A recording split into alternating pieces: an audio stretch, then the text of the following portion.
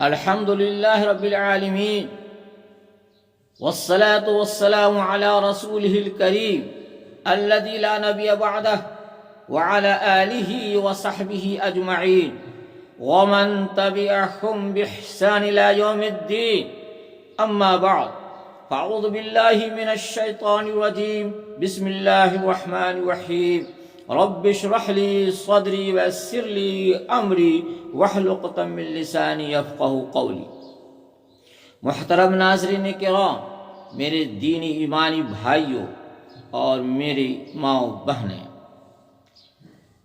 آج اس مجلس کا عنوان ہے انجیکشن لینے کا حکم، یعنی روزے کی حالت میں انجیکشن لینے کا حکم کیا ہے. حضرات گرامی،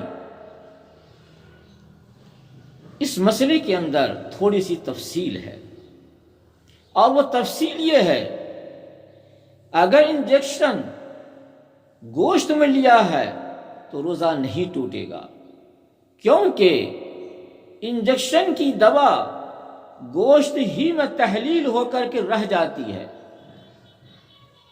اور اگر دوا انجیکشن میں جو دوا ہوتی ہے، وہ دوا اگر معدے تک پہنچتی بھی ہے تو جسم کے مسامات کے ذریعہ رشتے پہنچتی ہے، اور جسم کے مسامات کے ذریعہ پہنچنے سے روزہ نہیں ٹوٹتا ہے.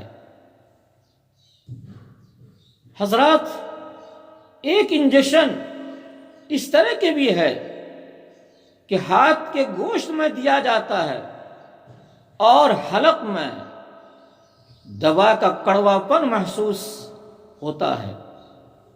اس انجیکشن سے بھی روزہ فاسد نہیں ہوگا، اس لیے کہ یہ کڑوا پن جسم کے مسامات کے ذریعہ حلق تک کے پہنچتا ہے اور اس سے روزہ نہیں ٹوٹتا ہے، کیونکہ حلق کے نیچے عین دوا نہیں پہنچی ہے بلکہ دوا کا اثر پہنچا ہے، اور اس سے روزہ نہیں ٹوٹتا ہے. اور اگر انجیکشن نس میں دیا گیا تو اس سے بھی روزہ نہیں ٹوٹے گا. گو کہ وہ انجیکشن غذا کا کام کرتا ہو، یعنی اس سے بھوک پیاس کی شدت کم ہوتی ہو، تو بھی روزہ نہیں ٹوٹے گا. البتہ بلا ضرورت اس مقصد کے لیے اس طرح کی انجیکشن لینا جس سے پیاس کی شدت کم ہوتی ہو اور بھوک کم لیتی ہو، مکروہ ہے، کیونکہ اس سے روزے کی حقیقت، جو قوت بہیمیت کو کم کرنا ہے، یعنی نفس کو کچلنا ہے، وہ چیز اس میں حاصل نہیں ہوتی ہے. ہاں ناظرین گرامی، اگر انجیکشن راست پیٹ میں دیا گیا، جیسا کہ کتا کاٹنے سے پیٹ میں انجیکشن دیا جاتا ہے مثال کے طور پر، یا کسی بھی وجہ سے پیٹ میں راست انجیکشن دیا گیا جس کی وجہ سے انجیکشن میں موجود دوا معدے کے اندر راست پہنچ جاتی ہے، تو روزہ ٹوٹ جائے گا، اس لیے کہ براہ راست دوا معدے میں پہنچ رہی ہے. اور روزہ ٹوٹنے کے سلسلے میں اصل اعتبار دماغ اور پیٹ تک کسی چیز کے پہنچنے کا ہے. مزید تفسیر کے لیے دیکھیے آپ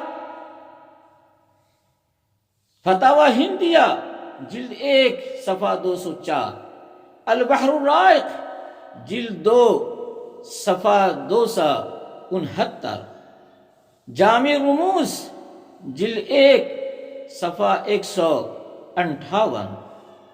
اسی طرح سے ملاحظہ ہو فتاوی تاتار خانیہ جلد 2 صفحہ 368، حاشیہ تحتوی علی مراقی الفلاح صفحہ 361. اور مزید تفصیل جاننے کے لیے راقم سطور کی کتاب رمضان کے شرعی احکام صفحہ 209 ملاحظہ ہو. اللہ تعالیٰ سے دعا ہے اللہ تعالیٰ ہم سب کو نیک عمل کرنے کی توفیق عطا فرمائے۔ وآخر دعوانا الحمد للہ رب العالمین۔